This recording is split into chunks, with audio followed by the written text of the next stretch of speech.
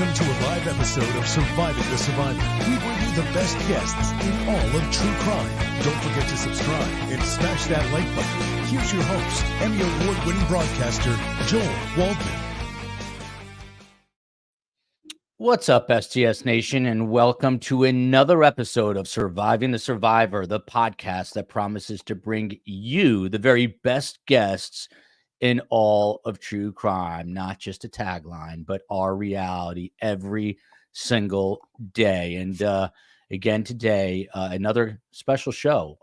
As you all know, we've been covering justice for Dan Markel for months on end, years now. And today, we focus so much of our attention on the Adelson crime family, the crime syndicate, and obviously Charlie Adelson is convicted, and we will discuss him today, as well as Donna, who is sitting in a Leon County courthouse. But we are fortunate today to be joined by two of Dan Markel's former law students, and of course, Jeremy Mutz. I'm going to introduce him right now.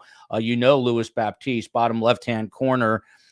He is one half of Webster and Baptiste. Of course, his law partner, Stephen Webster, was Dan Markel's post-divorce attorney, and Louis was Dan Markel's law student at FSU, as was Shalisa Francis, a first-time guest on our show.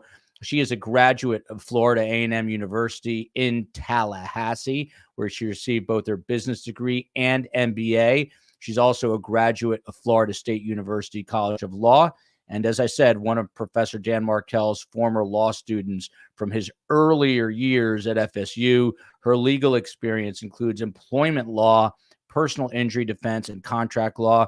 She currently practices insurance defense litigation at a Fortune 50 company. That's not 500. That is 50. That's a big company. And last but not least, that is Jeremy Mutz, the man you know well. He specializes in criminal defense, family law, and divorce law.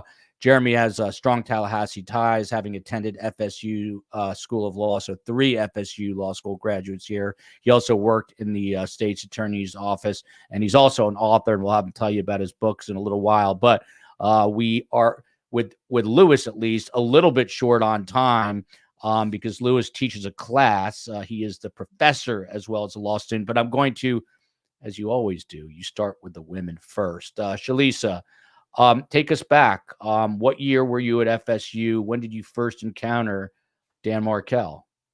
Sure. For first, I want to say thank you for having me on the podcast. Huge shout out to your producer, Stephen Cohen, for even finding me. I had Professor Markel. I graduated in 2008, so probably in 2006. I had him for my second semester of criminal law. It was a huge get for FSU to have a Harvard-educated law professor. His class was, intimidating because he's so smart, but it's really, really interesting. And so ever since maybe 2 days after the murder that I found out about it, I've been closely watching the case since then. Real quick, on a much lighter note, Shaquille O'Neal is one of our amazing mods, one of 5 incredible mods. And I always say it's the best name in all of the YouTube, Shaquille O'Neal. And lo and behold, someone sent me a photo of a Shaquille O'Neal beer. COE, please, if we can find that photo, I would love to put that up. Shalisa, back to you. So, did you say you actually had a class with him? No, not with him. He was my professor for second semester crim law. Okay, and just tell me, what were your impressions of him? What kind of teacher? So actually, if you're not familiar with law school, we do something called the Socratic method, meaning that you don't raise your hand when you know the answer. You're always expected to know the answer and expected to be called on. And what Professor Markel did in my year was have on-call days. You kind of had a little bit of a break. Maybe one day you weren't on call. And then I started to notice that I was getting called on when I wasn't supposed to be on call. And maybe one day I was feeling particularly bold. And when he asked on me, I'd said, "Oh, well, I'm not on call today, Professor Markel." And he said, "Oh, Miss Francis, just humor me." Or, "Miss Francis, I just would love to hear from you." And, candidly at the time, it was kind of annoying, but now I just know he was being playful. And I think about that time really fondly. Yeah. And, well, you know what, Louis, let me bounce to you. So, Louis, you have obviously your own experiences with Dan. How did he compare to the other professors at FSU in terms of his intellectual capacity, but also his ability to just teach? Yeah, I think he was top 2 right? And so I think there's probably one other professor who was at the level in academia, and also what I like to say, the practice factor, right? Because a lot of law professors are geniuses, academics, but what happens if you take that person and put them in an actual courtroom or in a real life situation, right? A lot of professors, the skills are not necessarily transferable. But with Dan Markel, Professor Markel, when he was analyzing a case, he could make a closing argument, right? And so you saw the litigator, because of course he was a top-notch, big-time litigator, right? He wasn't just a professor. And so you also saw that X factor where he could leave the classroom and litigate if he needed to.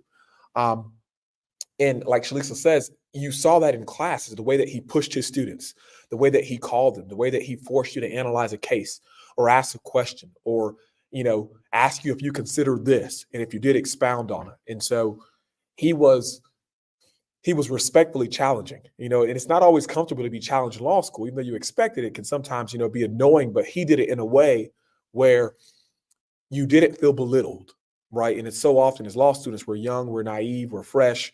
And here you are talking about a Harvard, Oxford educated law professor, and you're going back and forth. It's easy for a law student to leave that encounter feeling like they were either belittled, looked down upon, like it was condescending, but Markel was never that.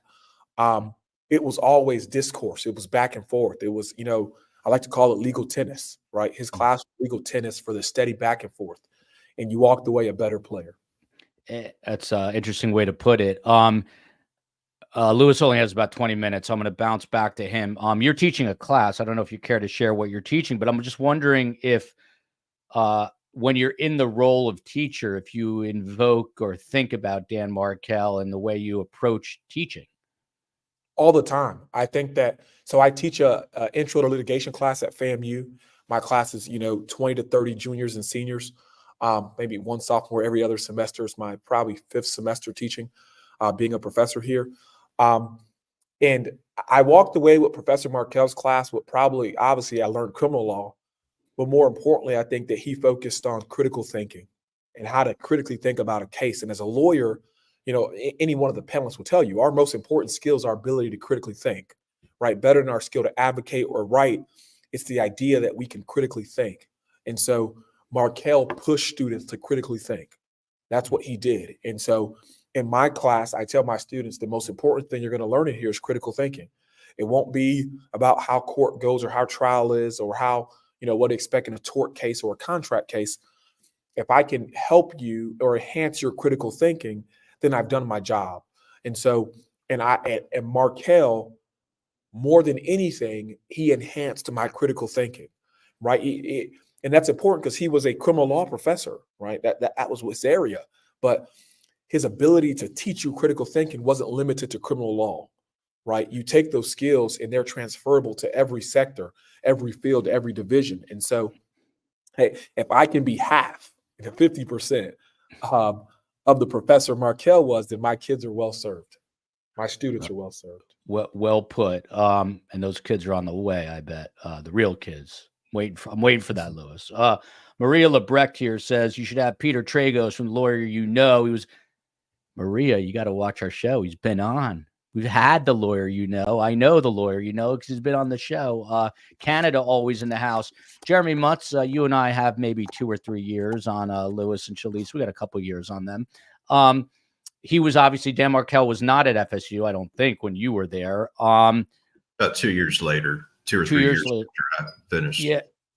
I mean, what do you think, being a Harvard undergrad, Harvard law professor, one of these legal scholars on the rise, what do you think it did? Both Lewis and Shalisa just talked about it. What did it do for FSU's reputation as being a top-tier law school? It certainly enhanced it. I know at that time, Dean Widener was the head of FSU, and that was part of his goal, was to attract people that would not only enhance the school's image, but also improve just quality in general. I think he was really looking for substance as well as, the image. But you have the best professors, you attract the best students, and I think that was what his intention was. And you want interesting faculty. You want faculty that bring, interesting articles. And I think Professor Markel brought that with his network and his networking and his conferences and things all over the world. That's, I think, what they're looking for. This question is for Lewis. I'm not sure if you can answer this. And by the way, again, Lewis has to teach starting at 6, so he's got about another 16 minutes with us. And after that, I've got questions plenty for Jeremy and Shalisa, but I'd like STS Nation to weigh in with your own questions. Obviously, we've covered this for a long time, so these are going to be 2 amazing guests remaining. And if you have questions about the case, please put in the triple Q, like you see here, all caps, helps me, and I will deliver them. But from JJ Dawn to Louis Baptiste, love Louis. Were the family's books, I guess, if this divorce was going to go forward, were the financials, this is how I understand it, going to be opened up and looked at if Dan's motions proceeded? Do you have an answer to that? Do you know? Yes, I think so. The answer, I think, is yes. And so when you say that, and yes, as to Wendy's books, right? So I think that there's a separation in the wall that exists that would prohibit Dan from, or Webster from, at that point, discovering any of the financials of the other Adelsons, right? I don't think that would be reasonable under the discovery rules. But for sure, if you were to look at the family docket, some of the last motions that Dan was filing, Professor Markel was filing before his murder, he was filing motions for contempt. He was saying that Wendy had grossly understated her assets and grossly understated her income, and that she had hid accounts, right? And that these were serious motions. And he was alleging in thorough. Well, I think Lewis froze up there a tiny bit. He's coming to us from where he is teaching. But Jeremy, money is always a big motive. And if this was going to be exposed, could that, in your opinion, have potentially been some form of motive for this crime to move forward? I think so. I think part of the accusation was that Wendy hid assets, didn't disclose assets, so she was facing contempt. And as a lawyer, that would affect her reputation, maybe her standing with the bar. So it would be very serious. And our other guests have kind of reminded me of something, because they've recounted their experience in the classroom with Mr. Markel. But I do want to remind people that originally law enforcement looked at whether it might have been a disgruntled student, because, not everything that occurs in the classroom is always amicable. And even the nicest people will rub somebody the wrong way, depending on the context, depending on the situation. Any person, even the nicest person, there might be moments where, they have conflict. So they actually looked at students as potential suspects in this case. They looked at Prof's blog. Was there somebody that was acrimonious toward Professor Markel? And there were some students that had, passionate debates and sharp disagreements with Professor Markel. So that was looked at. And I think that's what is interesting about, any murder case, that in the beginning, this was a whodunit. So they were looking at people on the blogs. They were looking at past students that may have, had a run-in, and, whether some of that was justified or not, that was looked at. And it's just interesting that people are many things, even the most respected, nicest person that we know, you could open doors that they never thought would be opened. And there are people that for one reason or another could have had a run-in. Lewis, I wanted you to just finish your thought there. Yeah, go ahead. Yeah, I think that for sure there was a motion for contempt that Professor Markel filed. And so we don't have to guess. He was actively seeking not only contempt against Mrs. Adelson, but also her attorney, which I think what Jeremy was talking about when I came back on. And so this was something that Markel was actively litigating. And like, Webster said early on, Professor Markel had his hands in every pot when it concerns legal motions. He was reviewing these motions, editing these motions, and drafting these motions. I will also say, to Jeremy's point, I think he's right, but I think what that shows us regarding the investigation is just how lost law enforcement was. And I think it was because there was no motive, right? They couldn't think of a motive. And so because they couldn't narrow it down to a single place, they had to think that it could be everybody and it could be anybody because of how respected he was. I remember that morning, I tell people I was on the couch and Webster called me and said, I got bad news. And I'm like, what? He's like, Markel's gone. And I'm like, gone where? Like, immediately I thought gone to a different law school. Like, he went, he's a Harvard guy. Like, what do you mean gone? And he was like, no, like no longer with us. And I'm like, what? And his first thing he said was, I think you want to talk to I want to get you to talk to TPD because, they want to know if there was any situations with students that you might know about. And I think my immediate response was, no way. I think the immediate response of FSU law collectively was that, and of course, there's students who get bad grades. Law school is tough. It's graded on a curve, right? So it means that there's a number of students that have to do below a D, right? Especially in 1L class. And so, but the law school collectively, and I remember because I was there at the time, and I was taking summer classes. I was actually on campus. We collectively thought that it was insane, right? That any student would be a part of committing a crime against Professor Markel. Because, he wasn't, he walked around in, I guess we call them like the gladiator sandals, right? But, the sandals with the straps, you know what I mean? He walked around with sandals with the straps like he was going to the beach. You know what I mean? That's what his door was covered with, kid pictures. His sons, Lincoln and Ben's paintings and their drawings covered his entire door. And so that tells you what kind of person he was, right? That, he's at a FSU law school, at that top 50 law school. He didn't take himself so serious that he came every day in a nice suit, which he clearly could afford, right? He came comfortable and he had his kids' pictures on his door, and so that's the kind of person he is. And so, which is why when we heard that, we were just like, collectively, no way are you going to convince us, suggest that a student did this to Professor Markel. Ultimately, of course, we know it wasn't a student. It was the Adelsons, but that idea was out there and it was quickly shut down because of how preposterous it was. Yeah. And I want to get back to that whole notion of where you were, Shalisa, but very quickly back, to Lewis. Webster, whenever he's on with you, he always says, it's Markel. Without Dan, I wouldn't have Lewis. I wouldn't have Baptiste. So what was it? I don't think I ever asked that follow-up question. Did Dan, he obviously introduced you to, but can you take us to that moment in time? How did that all evolve?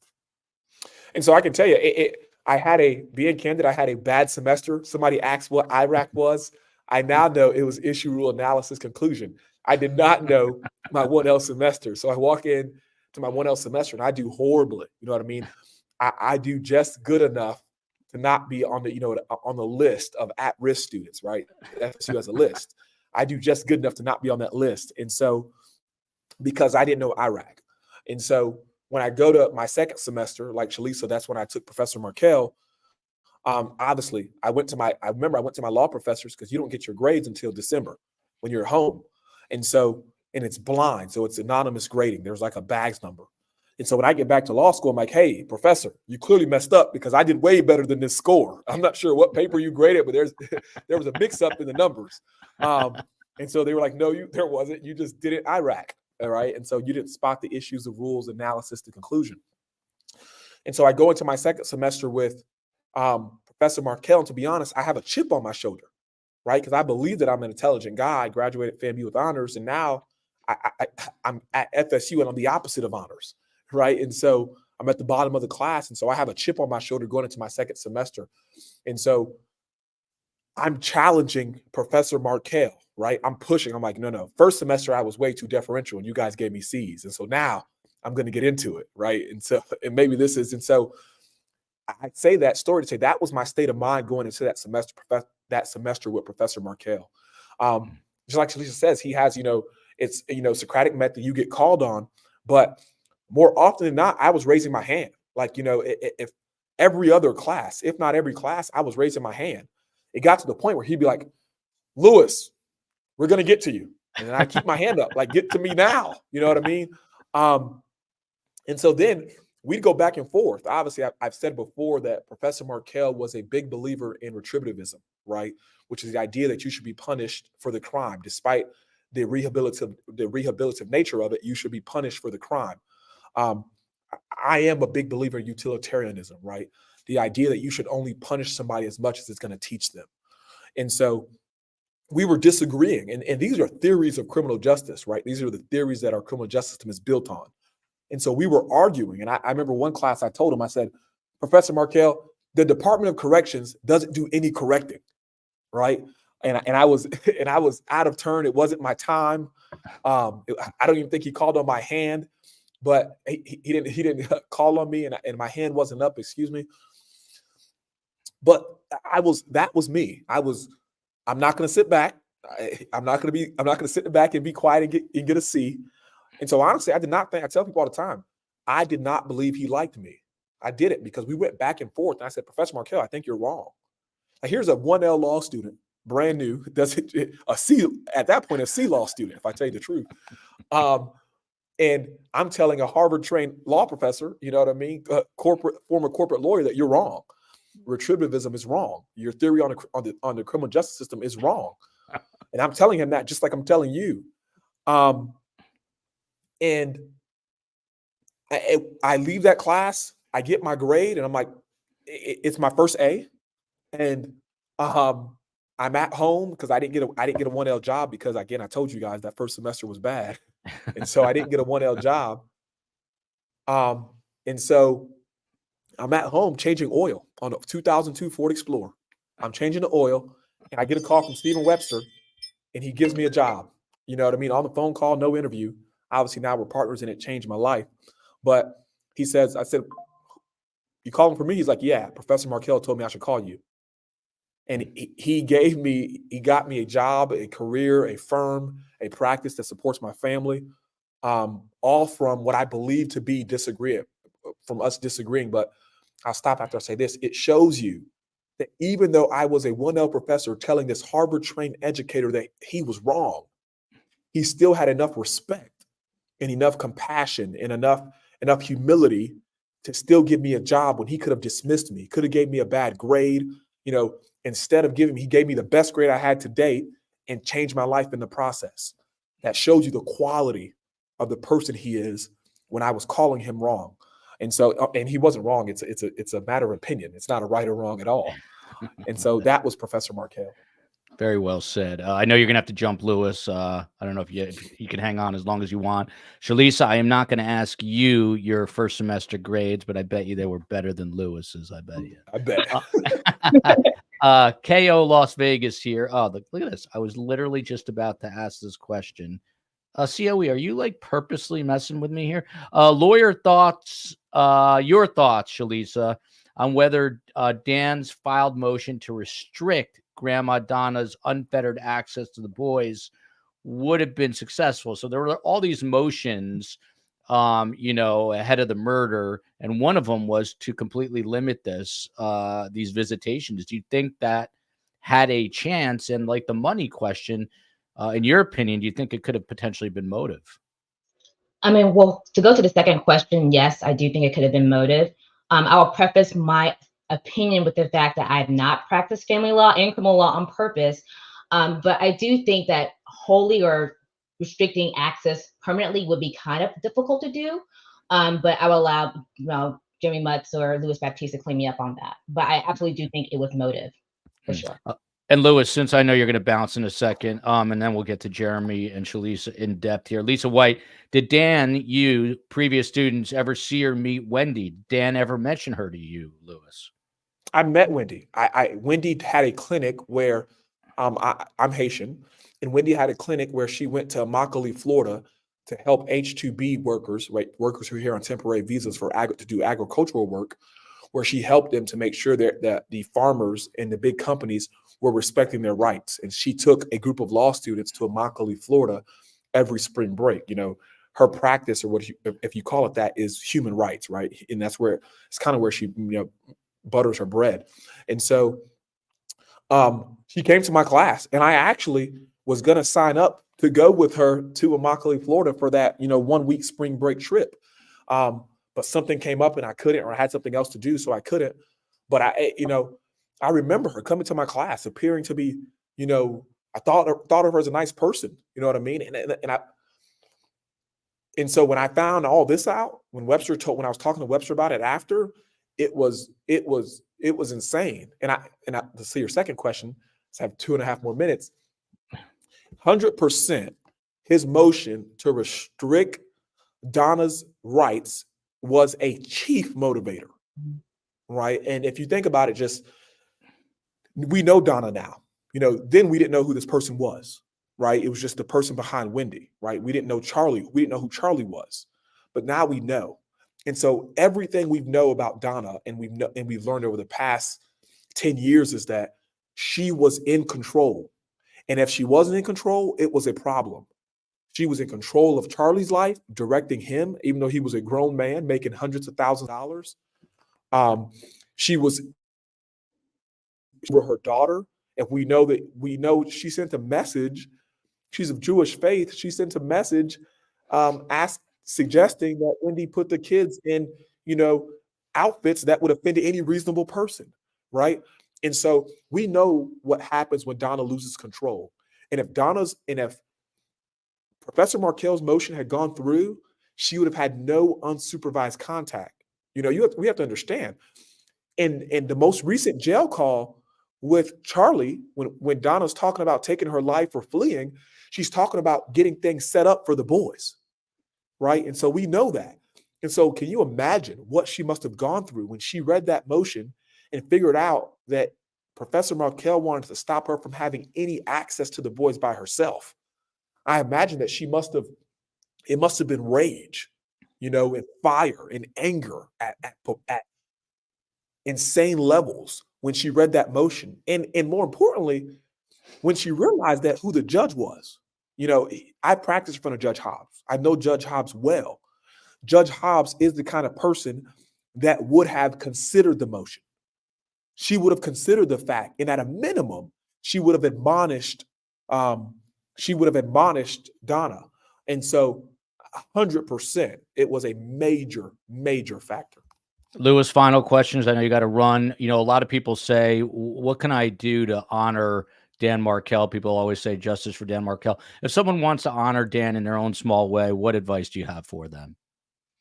Obviously, I end every show with the same thing. I say, look, pray for his family, pray for his sister, pray for his mother and father. But look, I think as long as we just, on these comments on the internet, we keep putting out positive things about Dan, because he has Lincoln and Ben. They need to see it.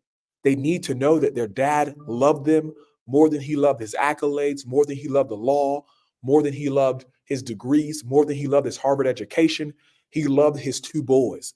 And so the best thing that we can do, not just you, is continue to put out that good energy and make it visceral, make it visual, so that his boys, whenever they start searching for their dad at some point, whenever they're Googling his name right now, my dream is that one day when his boys Google his name, that they see his accomplishments versus his murder. Right now, all we see is his murder, and all we see are the names of his killers, right? When he was so much more than he was so much more than a victim. He was so much more than that. And so my genuine hope is that one day his children can log onto the internet and see what kind of man their father was and how much they loved him, and that might be ranked higher on the Google algorithm than all the negative stuff about how he was killed. Well said. Professor Baptiste, go make Dan Markel proud. We will let you go at this point. Thank you so much. Lewis has got to be an orator for a living. That guy's got the gift of gab times a million, man, and he's so eloquent with the way he says things. Shalisa, how did you get the news? Now it's just the three of us, so we will rock and roll here. But how did you get the news of Dan's death? Where were you? Do you recall the moment? I do. So, after law school, I was in Tallahassee, by the way, for 9 years, because it was a 5-year program, took a year off for law school, and then 3 years in law school. So I was ready to get out of Tallahassee. No defense to Tallahassee, but I moved to Jacksonville and started practicing law. And one of the girls I worked with also went to FSU and also had Professor Markel. So I remember being in the conference room getting ready for some type of attorney's meeting. And she said, "Did you know Professor Markel?" And I said, yes. And they kind of told the whole story. Every single time they would call on me, it was almost like a running gag at this point of, Miss Francis, come on, I want to hear what you have to say. And she said, well, he was murdered yesterday. And like Lewis, nobody believed that a law student was responsible for that. It was so out of the blue, so asinine that it had to be something else. So initially I thought maybe it was a robbery or something like that. And then when they finally did locate Sigfredo and Luis and said that they basically drove from Miami to Tallahassee, it was clear that it was a hit. And still never one time suspected that it was a law student. And I know you had asked this question before about whether we knew or I knew about Wendy Adelson. So she was there when I was there. However, something to keep in mind, law school is a little bit like high school. I don't know if it was the same for you, Jeremy, but it's a little bit like high school. We even had lockers. And so back then, we did not know they were married because Professor Markel and Wendy Adelson did not have the same last name. So although the story, not the story, but it was true that they were married, by the time it got to the law students, it was like, oh, I think he's dating a professor, and, you know, all that kind of gets the gab. And so once I kind of put together what was going on with maybe who was responsible, I was like, oh, that's Wendy Adelson. So yeah, ever since, like I said, a day or two after the murder, I have been following it. And me and my old coworker, we would text about it all the time because before your podcast and some of the other ones, similarly, no one was covering it. No one was talking about it. So I am very appreciative to SDS and some of the other channels for putting the pressure on so that, you know, now we're seeing all these convictions. It's almost like a snowball because there's so many eyes and ears on it. And Shalisa, what's it like for you and your friends that knew him from law school now that it's, you know, literally been a multiple Dateline episodes, 2020, the Wondery podcast? How surreal is that for you? I talk about it all the time to the fact that my coworkers probably think that I'm probably obsessed with it a little bit. Unfortunately, the girl that I spoke about that was a coworker of mine, she passed away from cancer. And that was the one thing that we had in common, that we would always, even when I left that firm, text about it. But I actually have a really good friend of mine that never left Tallahassee after school. And she didn't have Professor Markel. She went to FAMU with me. And she even says, and she lived in that same neighborhood, the Benton Hills area. And she says, sometimes I drive into my driveway and I would think about that. The fact that this man was just on the phone, talking to a friend about his kid's schooling, thinking nothing's going to happen. He's in his comfort zone of his home and somebody execute him. So, I mean, we talk about that now all the time because she still lives there and still lives in that Thomasville, Benton Hills area. By the way, I'm glad Steve Cohen found you. Steve Cohen is the best at finding guests. He is great because I don't have a social media presence. I'm like, I don't know how, but I'm glad he's done. He's got the secret sauce for that, and that's why he's part of STS. Roxanne A here. Wendy, by the way, that's impressive that you don't have a social media footprint. More people should be like you. Few millennials that do not like social media. I'm like a 75-year-old man. Oh, that's good. That's a good thing. Jeremy, to you, Wendy said, by the way, send in these triple Qs. This is a double Q. I'll still take a double Q, but if you get me the triple Qs, now's the time. We'll, even though despite the subject matter, we'll have some fun with Shalisa and Jeremy with your questions. So Wendy said she couldn't buy the house, Jeremy, in October 2013 because Dan hadn't paid her, but she had taken a lot of money in 2012.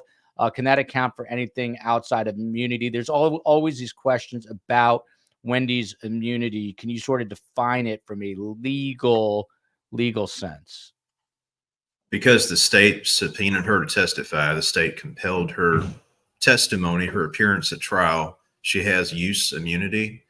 So the state cannot build a prosecution on what she says as part of that testimony. And there is some case precedent that would say that they have to completely wall off the rest of the investigation to be able to show that not even the slightest tinge of that testimony was used to put forward a prosecution or lead to other evidence. And they have to almost wall it off. So they would have to prosecute her completely without anything from that testimony. It creates a sort of a challenge for the prosecution. Could they use something with the financials and so forth, some discrepancy, possibly? That might be a collateral matter. They may not be able to impeach her on that, but there may be some relevance to it that they could. I don't know the ins and outs of the finances with the house. I will say, as to the motion to require supervised visitation with Donna, it's not so important the chances of success with the judge, but what's important is the impression in the mind of Donna Adelson to drive that forward. So I think that is a huge part of this case, that this was going to be argued, I think, sometime in late July, perhaps, or shortly thereafter. But Dan is murdered before it could get to a hearing. So I think it's very important, that part. But I think the threat of contempt certainly was a lesser part of that. And I think if you look at the family, a lot more has come out recently about the family dynamics, how they all kind of circle the wagons, and Donna is fiercely protective of the kids. And I think even there's some indication that Harvey has made some statements of, you don't do things to my kids. Well, they circled the wagons. You know, Wendy was not going to be held in contempt. Donna was not going to be required to have supervised visitation. And they set this plot. They pulled the trigger on this plot. By the way, go ahead, Shalisa, go ahead. If I can add, like, I totally agree with Jeremy. It's not the fact of whether or not the motion was viable, it's whether or not Donna felt threatened by it. And I know Wendy has testified multiple times that Dan didn't take that motion very seriously. I find that really hard to believe, because he's a lawyer. And why would you file a motion that you did not take seriously? But disregard all that. Donna probably took it seriously. I'm sure she did. So it doesn't matter if Dan took it seriously or not. I doubt that he didn't take it serious. I know about the banana bread that she testified about, but he wouldn't file something he didn't take seriously. And when I'm sure Donna did. So yes, it's definitely a motive. By the way, a lot of people are wondering where Carm is. She'll be back. She's on vacation again in New Jersey, visiting her. When you're 84 and a half, you can take vacation.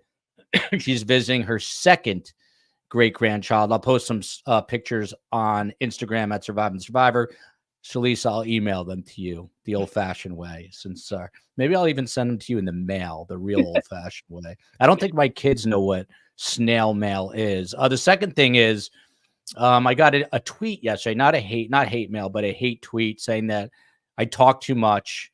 And so I thought about coming out today with duct tape on my mouth, but then I realized it'd be hard to do the show. So I'm trying to talk less to whoever that was that tweeted at me. Pussycat here. Dan was winning, Shalisa. The whole thing, why this happened. Do you agree with this statement?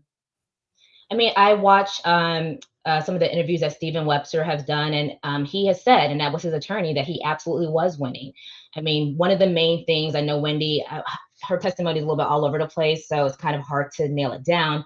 But I want to say at one point she said she was relieved. It might have been Katie too, the second trial, that she was relieved that the motion to relocate was not granted. Again, attorneys, we don't file things that we don't believe in. So why would you file a motion to relocate, but you don't really mean it? So yes, he won. There is not going to be a judge where you have an active father there that wants to be in these child lives that's going to let the mother take the children 6, 7, 8 hours away. So yeah, absolutely. I think that, like Lewis said before he jumped off, that their family is, at least in my opinion, I'm not trying to get in trouble for defamation or anything like that, but it seems that they were so hell-bent on having control, and he knew how to maneuver the legal system, and they just didn't like it. Jeremy, you know, I was just thinking about this. One of the things that I think is overlooked, that deserves more credit, or who deserves more credit, is the Tallahassee Police Department. This was really a whodunit at the time. You know, now obviously we have all this information, but back then it was so not only unbelievable, but there was really no grasp by the public at large about who, you know, it was almost like it was a random attack. Should we be giving more credit to the TPD, the Tallahassee Police Department, for this gumshoe police work?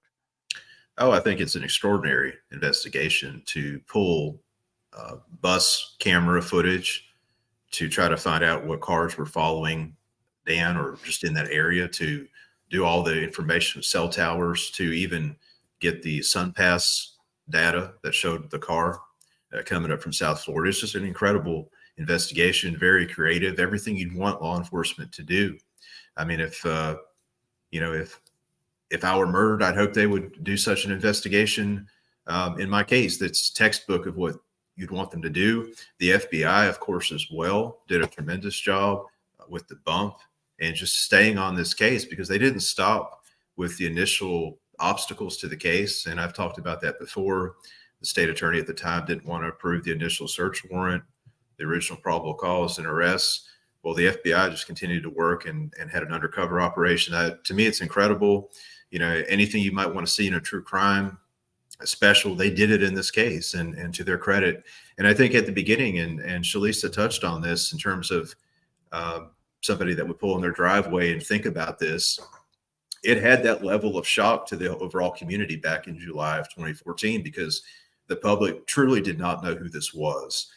And I alluded to that earlier in the sense of law enforcement had a pretty wide net that they were looking at. But of course, they narrowed in pretty quick on this was family. This was somebody who intensely hated, not just a little disagreement, but something enough to kill for. And, it touches on some of those basic human things over a relationship, divorce, child custody, that would motivate somebody to actually do something like this. But it was a whodunit in the beginning, and they looked at everything. They had to, they looked at his background, people he knew, people he had contact with. Was it a disgruntled ex-girlfriend, former spouse or boyfriend of a girlfriend? They had to look at all those things and weed out what didn't apply. I mean, they obviously had to look at people like Jeffrey Lacasse, and there's some evidence. There's some that wondered whether Wendy was trying to do a little bit of a smoke screen, or maybe leave false breadcrumbs to try to make Jeffrey Lacasse look guilty. And she did things that were cute, perhaps you could argue, bought the bullet bourbon and other things to kind of maybe throw off law enforcement and confuse them a little bit. So they had to go through all of that and then laser in on the true culprits. And I think they deserve tremendous credit. I know firsthand, I talked to some of the investigators at that time, and through the summer of 2016, and they would ask me things about what I thought, because I had just left the office and was privy to some of the inner workings of the state attorney's office, and they were concerned about why the case wouldn't go forward. And so I got a glimpse into what they were doing and how hard they were working, as well as the other side of the coin at the state attorney's office. Yeah, it was amazing, an amazing job done by them, albeit it has taken so many years to get justice. But without them, there wouldn't be the justice that we are seeing being meted out right now. There was something, what was it that I wanted to, I'm losing my mind here today. Mandy Strong, to you, Shalisa. Bigger picture here, but the question is obviously, do you expect Harvey to relocate to Tallahassee? I can have you answer that. But what about the fact that this very prominent, affluent, wealthy, periodontal family goes down this deep, dark, hole, and obviously one member of the family is already convicted, and likely a second will be convicted come September 30th once this trial begins. What about that fact that they had everything and they're seemingly about to lose it all? I'm kind of dating myself a little bit here, but I remember watching, I won't say the person's name, but a politician who kind of fell from grace. And I was watching their interview, and they purposely did it during the Olympics, so nobody would watch it. One of the things they said is that I got so high up in power, I just never thought I could get caught. And I think that's what it was. If you have access to everything, you don't think the rules apply to them. Instead of going through the proper channels and finding the appropriate motions and actually letting it dawn on yourself that there's no way I can pull these kids away from their father in Tallahassee. Maybe we can come with a compromise and get a job in Orlando, so that way it's not far. I can go to Tallahassee and I can go to Miami, but that just wasn't an option. And they had to, in my opinion, again, take a much more extreme route. And then for the other question about Harvey moving to Tallahassee, I'll say this: if anything ever happened, I don't have any children yet, but if anything happened to my children and say they got put in jail, I would do whatever I could to be near them. But as we can see, when Charlie got convicted, they were going to run to Vietnam. So do I think, I meant Harvey, but sorry, Charlie. So do I think that Harvey's going to move to be with Donna? No, they weren't even at his trial. They weren't even at his sentencing. They weren't even at his conviction. I know they were going to maybe testify, but not even to be there. So do I think he's going to go relocate to be close to Donna? No. Yeah. And then right back to you, Shalisa, Fly Guy in the Blue Sky, I like the name. The changing of the boys' names back to Adelson, an unconscionable act by Wendy. Plus, we know about these very public emails now between Donna and Wendy. At one point, Donna is saying, hey, dress these kids up in Nazi uniforms. I mean, how did you square that when you got that information? That's pretty much as low and disgusting as someone can get. So I'll be transparent because I knew Wendy Adelson was at our school. I initially saw parts and bits of her police interrogation or interview, and I thought she was innocent. And then, honestly, the fact that changed my mind was two things. One, if you're going to change the boys' names to protect their privacy and their safety, you would change it to Smith, Johnson, something like that. You don't change to Adelson, whose name has been swirling in the news just as much as Markel. The second thing, or kind of closely related to that, is why are you changing the one of the son's middle name for? That just seems spiteful, and it seems like a way to erase Professor Markel's legacy. But the second thing that got me, where I was listening to the Over My Dead Body podcast, the way the divorce was handled, I get it. I mean, I'm not faulting anybody for getting divorced, but to take half the stuff out the house, to leave the divorce papers on the bed, that's just not what a rational person does. No. Especially when it's testified on the stand, there was no physical abuse or anything like that. So that is what changed my mind about whether or not Wendy Adelson was involved. Yeah. And Shalisa, since you're a first timer on STS, some of these questions are frequently asked, but it's interesting to get different perspectives. What do you think about Wendy driving to the crime scene? Just a coincidence? I mean, Charlie Adelson seems to think it's a coincidence, and he's annoyed as hell by it when you listen to the prison calls. And I'm going to ask Jeremy about those prison calls in a minute, but your take on that. Who takes a shortcut and goes out of their way on a shortcut? Am I going to drive through a residential area that probably has the speed limit is 35 and is riddled with speed bumps when I can get right straight to the source? So no, I do not believe it was a coincidence. I've seen her over the past 3 trials kind of change. Oh, I try to drive up to Trescott, or I drive past it. No, I'm not buying any of that. If I'm trying to get somewhere and I have a full schedule, I had a TV repairman, then I had to go pick up the bullet bourbon, then I had to meet my friends for lunch, and then I was supposed to go pick up my kids because that was her night. Why am I going to drive through a neighborhood that's probably riddled with speed bumps and goes 35 miles per hour? Doesn't make sense. Shalisa, let me just ask you point blank. Do you think Wendy was involved with this conspiracy?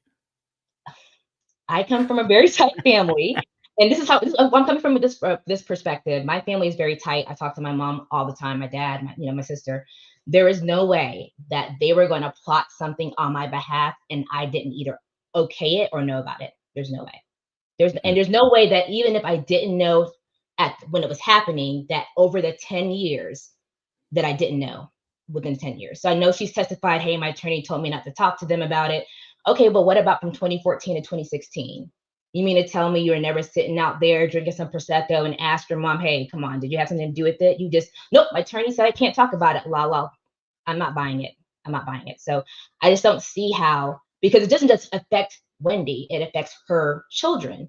So there's no way that my parents, they would never do this, but there's no way they would do something that would harm my children without me knowing about it. There's just, that's my position on it. And I'm with Shalisa 1,001% on that. Becky Ireland, Jeremy, you can see people upset about this. So just to bring it back full circle, why does Dan's death, Jeremy, cancel out the case against Wendy's being found in contempt or brought before the ethics board? Wrong is wrong, no matter what, in my opinion. Well, upon his death, however, there's no other party to the dissolution and the child custody proceedings at that point. So, in order to proceed with something like that after death, his estate would have to have rights. And it really, for lack of a better way of saying it, it's a moot point. Yes, the court could still do something to preserve its integrity if the court thought that perjury occurred or, something like that. The court could still deal with that and could have. But I think once the party is gone that would drive the case forward, I think it, in most cases, would go away. And it's not so clear cut that it would have bar implications. As an officer of the court, we can't lie. We can't lie or withhold information in financial disclosures, but it's not as clear cut or automatic And I've actually had some family law cases where I thought that it was a clear-cut case of perjury. I was representing one party. I thought the other party had perjured themselves, and it was clear. It was blatant. I could go to the transcripts, and I would refer that to the state attorney's office in the locality it occurred in, and never even got a response. It's just prosecutors don't want to file perjury charges, and judges don't really want to deal with contempt. It's just something that, you know, it's an exclusive club of judges and attorneys in a sense. We don't really like to call each other out. And I think that's a factor with her situation. And Jeremy, from Janice McDowell, I keep hearing people say that they're waiting to arrest Wendy. And you just heard Shalisa and I say that we both think she's complicit in this because they need her to testify. But couldn't she still testify if she was in jail? No, because the state, if they tried to call her to testify and she's charged with something, the state cannot compel her testimony at that point. She has Fifth Amendment rights. She's not going to testify. She's not going to cooperate.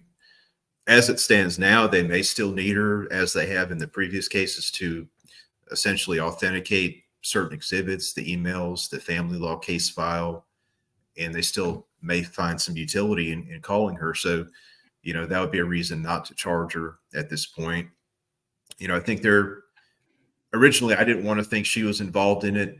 I too, you know, I had friends of friends that knew her, although I didn't have any direct experience with her in law school. People would tell me, oh, she's a really nice person. She's a great lady. No way she's involved in this. So I wanted to give her the benefit of the doubt. And it took me 2 or 3 times watching her interrogation to finally think, you know, this is, I think, contrived in many instances. I still wonder about the drive to the scene. Was that an attempt to obfuscate her activities and almost like hide in plain sight by saying, of course, nobody involved would drive to the scene, take the spotlight off of her? Or was it she just couldn't help herself? She's so curious. Was it actually done? Was he murdered? And she drove to the scene and it's outside the plan. And maybe that's why Charlie's a little bit frustrated with her in the jail calls. I was actually listening to that one today where Charlie was going on about, you know, how she drove to the scene. Of course, that's a coincidence. That's a coincidence. And, you know, he was upset about it, almost like she just did that on her own. That wasn't part of the plan. For those who do not know, Jeremy Mutz, his passion is writing. He's an author and he writes about crime. Jeremy, the point in the show we are at is tell everyone the name of your books and where they can get them. Well, thank you, Joel. And you're a writer as well now, and I look forward to reading your book. But thank you. The first one I published is called The Chance I'll Take. It is a cold case murder mystery available on Amazon. And then the second one is a prequel to that. It's called Don't Call It Murder, also on Amazon. And, you know, sometimes life imitates art. You know, when I wrote the first one, a couple of years later, I went through a similar type of very political experience with a cold case sort of going off the rails. Never really intended to be prophetic, but that also gave me some, you know, things to maybe diffused into the second one.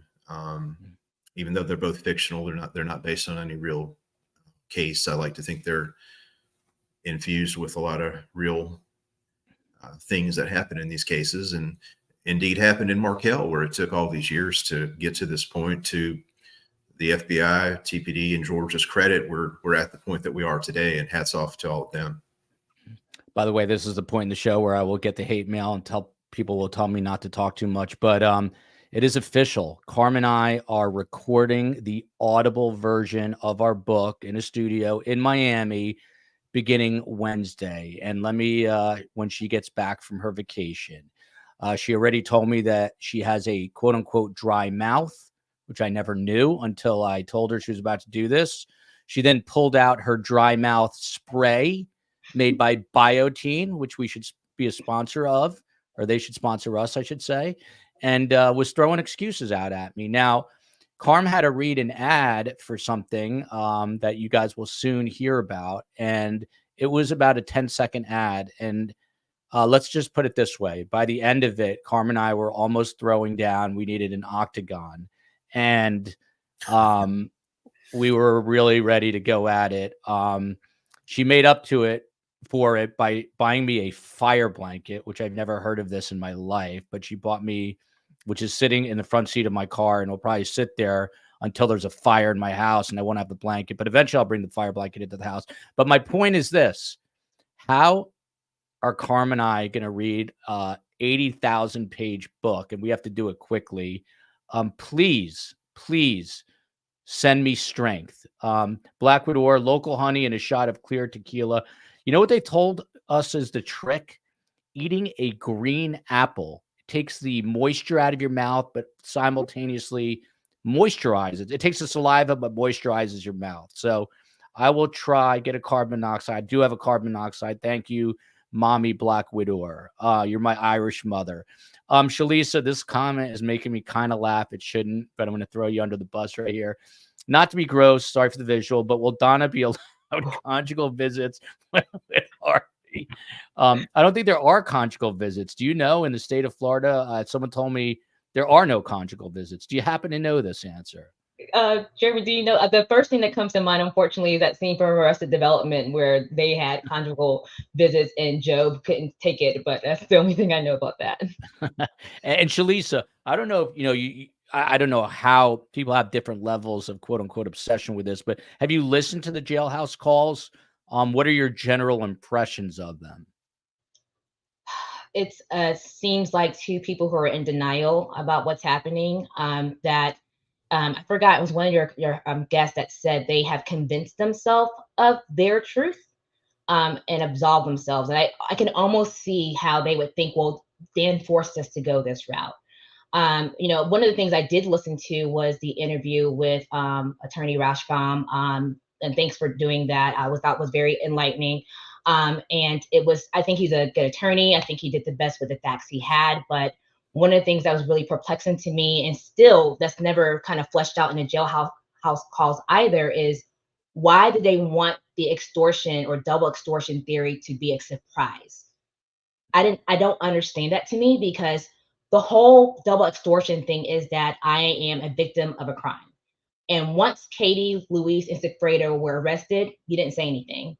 Once they were convicted, you didn't say anything.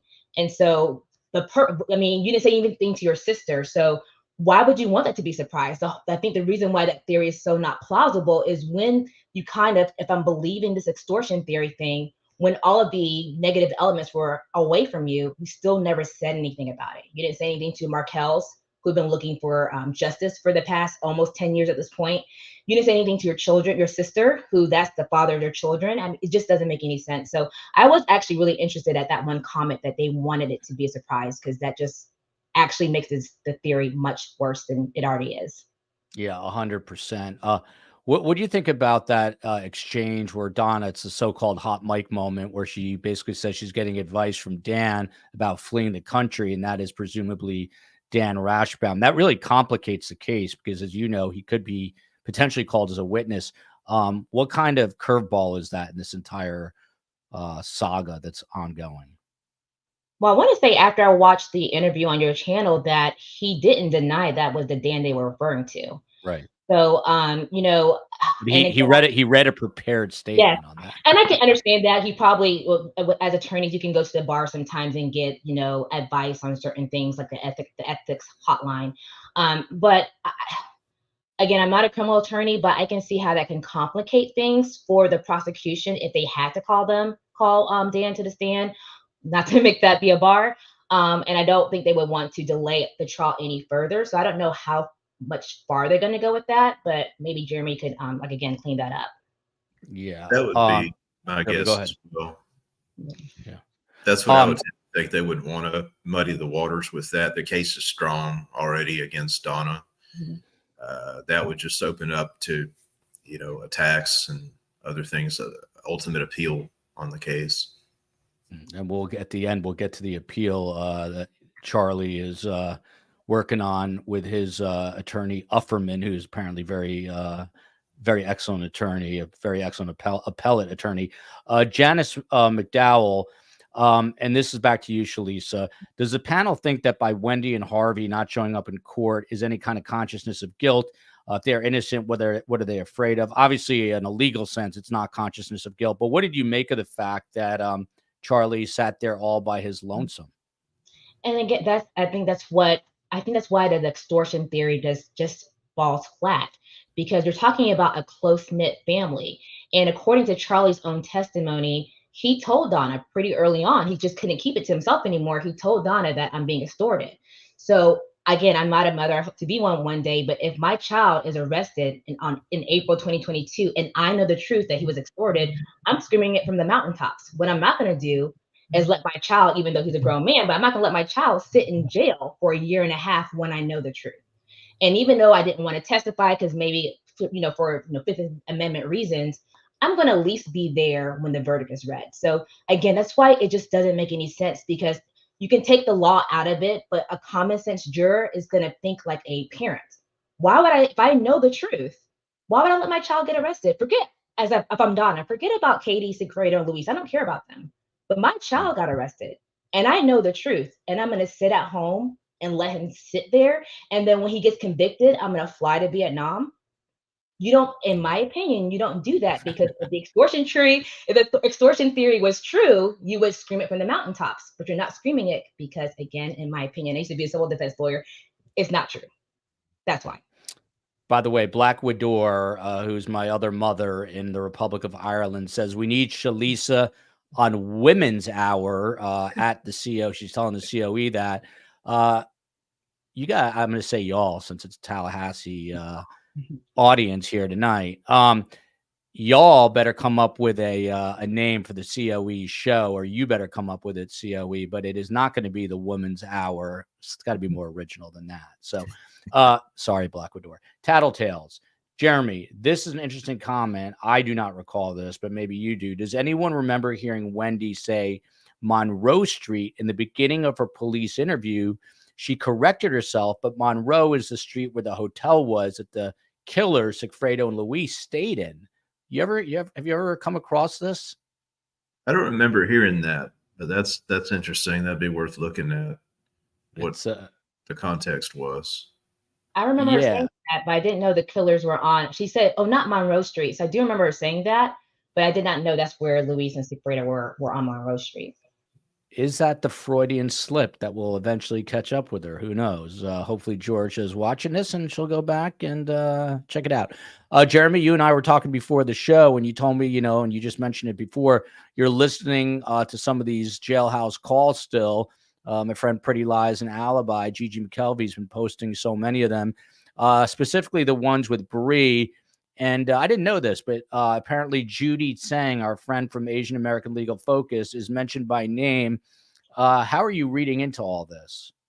Well, Charlie seems to be fixated on possible aid to his appeal, that he didn't get a fair trial. And he's trying to say that the media coverage of this tainted the jury. Jury selection was a joke, in his words, and all the coverage of the podcasts and different television shows, made it such that he couldn't get a fair juror. All the jurors heard the Over My Dead Body podcast, and they weren't excused. And so he mentioned that one. They mentioned that one by name in the conversation. That I think he said something, either AA Law Focus or AA Legal Focus, or Judy's name herself. And so they're following some of this. They're following some of the coverage, and it's kind of getting under their skin, maybe, or it's just feeding into this notion that, he's found guilty. He can't really accept that. He can't admit to that. So he's looking at, he didn't get a fair trial. He's saying juror number 15 was for him, but got kicked off the jury. So all these things that he's talking about, that some of that may play a role in the appeal, depending on the judge's rulings in jury selection, or, if they can make an argument that they didn't get a fair trial, and, motion for change of venue was denied, or anything like that, that they can, if they've preserved it, they may be able to go down that road. Jeremy, from what I understand, appeals are winning an appeal are very few and far between. You have any idea, like percentage wise, what criminal cases like this are overturned upon appeal? Is it like less than 10%? Do you have any clue? I couldn't put a number on it, but it is quite few. And most are affirmed. The Attorney General's office has a whole unit in responding to those appeals. And Mr. Ufferman, really in the area, he really is the top appellate lawyer that people go to. But I think it's an extreme long shot. I think the judge in this case really did a good job of making good, solid rulings and preserving the record. And I think, Georgia's very skilled. She's very cognizant of, you're not only trying the case, you're sort of playing three-dimensional chess. You're trying the case in the moment, but you're also preserving the record for the appeal, and you're keeping the trial clean for an appeal. So I don't see it going anywhere. Judge Stephen Ever has been amazing. Tattletales, Wendy is the mastermind. I can't say I disagree with some of these comments. Wendy is a control freak from Grant Lloyd, and she drove by to make sure the job was being done. She couldn't help herself. Can't deny that either, I don't think.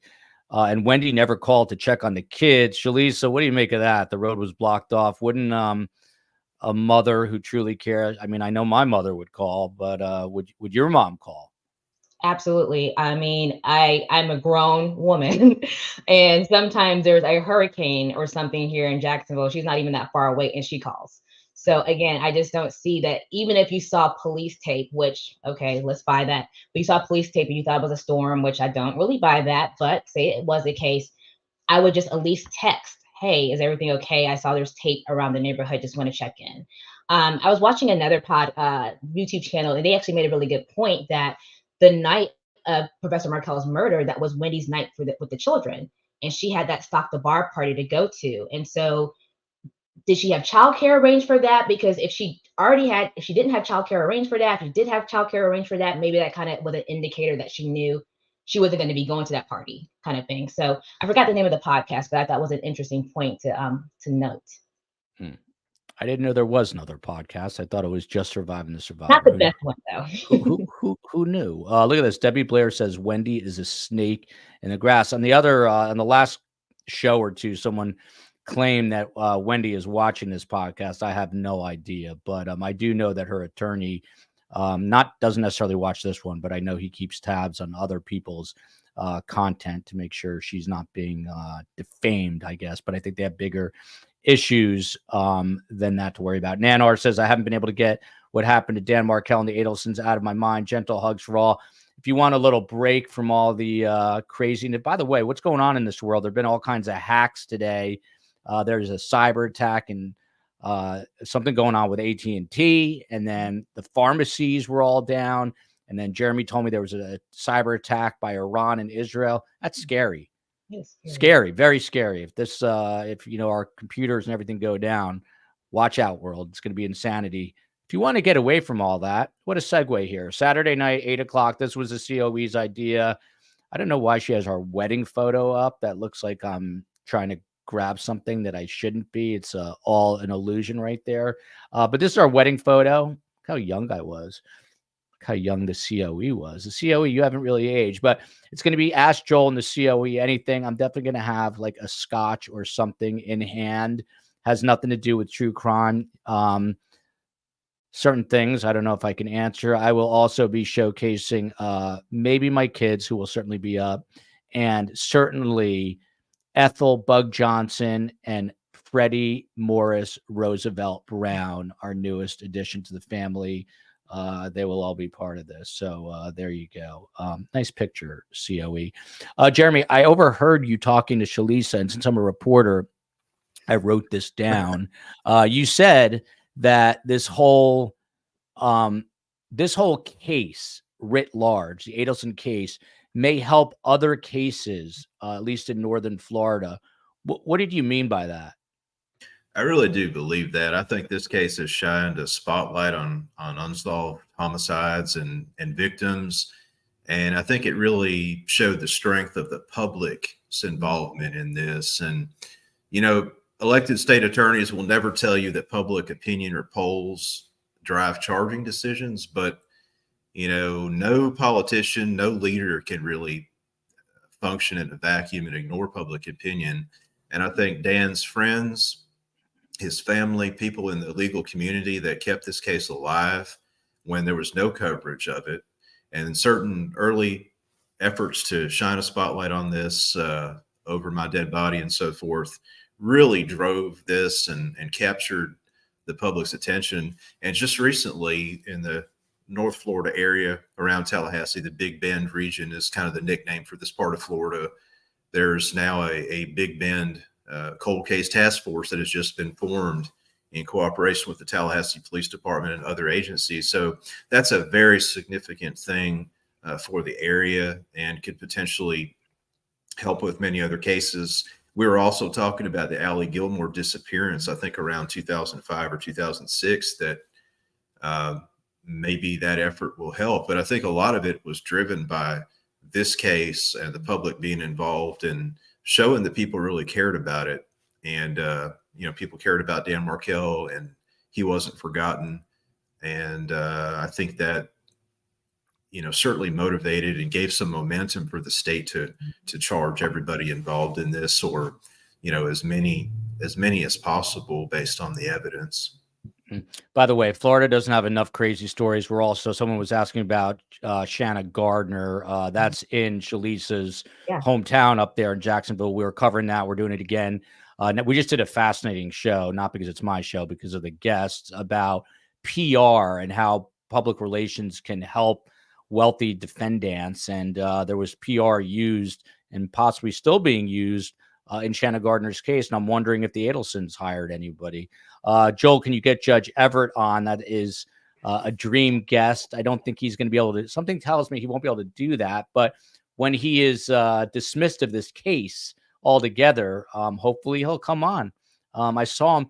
I don't know. I can never remember the name of the sandwich place, but shout out to Jeremy. What's the name of that sandwich place? Metro Deli. Is that it? Metro's. That's the famous place in Tallahassee. Yeah. And we went there for lunch and we saw Judge Stephen Everett online. Super nice guy. Great command and presence in the courtroom. So Judge Stephen Everett, if you are watching this podcast, know that you have an open invite anytime, and we will get you on here when you are able to speak. By the way, tomorrow, really interesting case. I was just saying, if Florida doesn't have enough crazy cases, now there's a woman named Anna Maria Knesevic. Her husband is Serbian. From the Fort Lauderdale area, and they're about to go through a nasty divorce. She goes to visit friends in Madrid and stay with them. He's Serbian, like my mother. He goes to Serbia, and I think it was around February 2nd. They see someone come up to her apartment and spray paint the surveillance cameras, like you see in a movie, right on the camera lens, and she disappears into thin air. And he has an attorney now, says he has nothing to do with it. He's in Serbia, obviously a good distance away, but in Europe nonetheless. And so we're going to discuss that with who?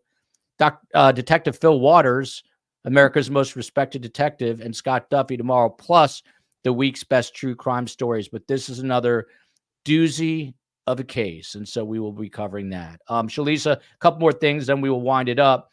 Tallahassee, obviously not a big place, and there's been, rabid media attention. Our podcast, a million other podcasts, Dateline 2020. Is it going to be hard to get a fair jury, in your opinion, in Tallahassee? I mean, it could. I think think about the trials back maybe a decade ago. There wasn't YouTube. Hang on one sec. Space Coast, this is a good one. The Friday show with the three guys is being rebranded to women's. Very good. Space Coast. You win. That's my brother-in-law. Go ahead, Shalisa. I'm sorry. No, I just saying with the existence and how much social media is there and how much, now the case has been covered by Dateline 48 hours, 2020. I even saw one on HBO Max a couple of days ago that was kind of dated from 2017. So is it going to be really easy to find someone that knows nothing about the case? Probably not, but all you have to do is make sure that you can be fair and impartial. And I know Jeremy was talking about some of the jailhouse recordings, but I'm interested to know if there were any objections or any issues during the jury selection phase, because if that's the basis of the appeal, didn't they hire a jury selection expert to handle jury selection? So to now kind of complain about it. So unless it was raised, it wasn't preserved. So I am really interested to know if there were any issues during jury selection. One final thing, and then we'll get your final thoughts. That always comes up. in these jailhouse calls, it is quite clear that Donna and Charlie are not very fond at the moment of their lovely daughter / sister, Wendy. Shalisa, do you think there's any chance that this family turns on each other as we go forward? So I'm selfishly saying yes because I want to see some more convictions, and I'm just saying that. But it is interesting because if we're taking the theory that Wendy has, I had nothing to do with it, that's on them, or if she did have something to do with it, I don't know, especially if I'm Charlie, that I'm just going to sit in jail and just take that, knowing that not everybody else is sitting here too. So I think if anybody turns, I don't see a reason for Donna to do it, because even if they gave her some kind of like 10-year sentence, that's still kind of maybe a life sentence. But Charlie is still in his mid 40s. So maybe there's something there. I know that one of the things I was really interested in was Sigfredo's appeal, and I know that got denied or PCA'd, so it was affirmed. But I'm thinking he might not have a lot of information about Wendy to really turn on anyone. But I'm really fascinated by him because he hasn't really said anything, which is very interesting. Yep. I'd have to agree with that one. Special shout out to Louis Baptiste, who joined us for the first half hour. The professor and a lawyer is now teaching at his alma mater. He is one half of Webster and Baptiste attorneys at law. He practices out of Tallahassee. And of course, Dan Markel was his professor at FSU. Jeremy Mutz, who could be a professor, he could be teaching creative writing as well. He is a criminal defense, family law, and divorce lawyer out of Chipley, which is in the Panhandle. I never knew this. We're in the same state, but Jeremy is an hour behind me. So he has an extra hour today, an hour more than I do. Jeremy, your final thoughts on where we head next. Well, maybe that's why Florida has so many weird crimes, because we're such a big state, so geographically diverse in terms of population and lifestyles. To have a state be as different as South Beach and Miami versus Chipley and even smaller areas up here. And I think that's what kind of drove this case, because you have a lot of that. You have the wealthy people on the beach, and you have, somebody who was just transplanted up here and unhappy and wrote a book about it. And all of these things, I think, that just capture people's attention. The Shanna Gardner case, it's just the same type of thing, to have somebody gunned down with a child in the back seat. And, it really, I think people have always been interested in crime. I mean, you go back, 2 centuries to some of the early novels, Jack the Ripper, things like that. But you could see why people hone in on Florida cases, and we seem to have more than our share. I'm certainly rooting for the state and the Donna Adelson prosecution, and want to see that go forward. And if they feel like they have a case against Wendy, hopefully they'll, pull the trigger on that one as well and go forward. But I'm glad to see we've got to this point. It's what we wanted to see from the beginning for Dan Markel. By the way, the COE is now hosting a show once a week and got her first batch of hate mail, which was kind of hilarious. And I was the first one to send it to her. They called her, or after that, she sent it to a few people, and they are now calling her the notorious COE. So Brianna is right on it here with Biggie Smalls. She will, from this point forward, be known as the notorious COE. Black Widow just entertains me. If you put your birthday in Florida, man, into Google, I have no idea, but she says it's very funny. So there you go. Black Widow has an interesting mind. I sometimes wonder how it works, but I love it, and I wouldn't change a thing. Thank you to the mods. Thanks to Steve Cohen. Thanks to this notorious COE. And of course, our newest and hopefully recurring best guest here, Shalisa Francis. She's a graduate of Florida A&M University in Tallahassee. She received both her business degree and MBA there. She also is a graduate of Florida State University College of Law, one of Professor Dan Markel's former law students, and she currently practices insurance defense litigation at a Fortune 50, not 500, but Fortune 50 company. Shalisa, please tell me your mother bothers you about something. You've done it all right. Does she still bug you? Yeah, I'm not married yet, so that's probably one of the things. But I thank you so much for having me on. I actually am a little bit familiar with the Shannon Gardner case. So I'm actually going to go back and watch some of your podcasts on that because one of my Well, friends. now you're going to come on as a guest, I hope. Absolutely. I hope. Absolutely. Yeah. But how do you think this, do you think we'll see a conviction with Donna? And do you think, look, she changed her name to the COE. She changed it to the notorious COE. Do you think that we will see an arrest? First of all, does Donna get convicted? Will Wendy be indicted?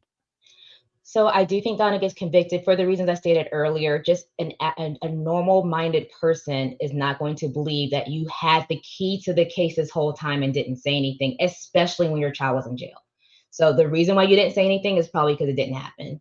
I'm hoping for it. Well, I shouldn't say hoping. I want everybody who's responsible for this case to pay the price for it. My mom often calls me a prisoner of fairness because I like things to be fair, and that's probably why I've been watching this case for so long, because it's not right for someone to be executed in their driveway and people just walk away scot-free. But I do recognize that the state is like Hamilton. They want to throw away their one shot, and so they want to be very careful with indicting Wendy and then making sure they can get a conviction. But my hope and prayer is that every single person that even had the whiff or the slightest touch on this case that made this murder happen is going to serve their time in jail. Very well said. Sharon Kurland, what you don't know, we have another channel, Best Trials in True Crime, so you can watch all the trials you want. And the COE and I, look at this, you put it right up. We're covering Michelle Troconis right now on our Best Trials channel. Please, please, please subscribe to that and follow us there.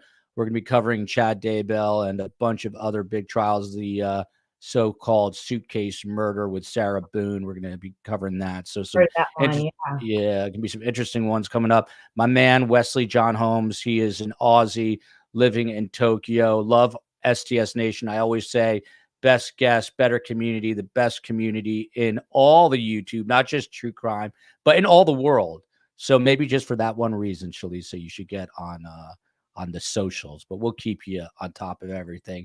Until tomorrow at noon, love you, America. Love you, Tallahassee. Love you. Yes, he did get a final word. I would never forget Jeremy. He got a final word. And love interrupting me, the notorious COE. Love you, Tallahassee. Love you, Jacksonville, ruining the flow.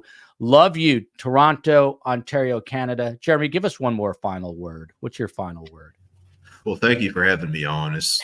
These truly are the best guests tonight, and I really am honored to be in y'all's company and look forward to being on again.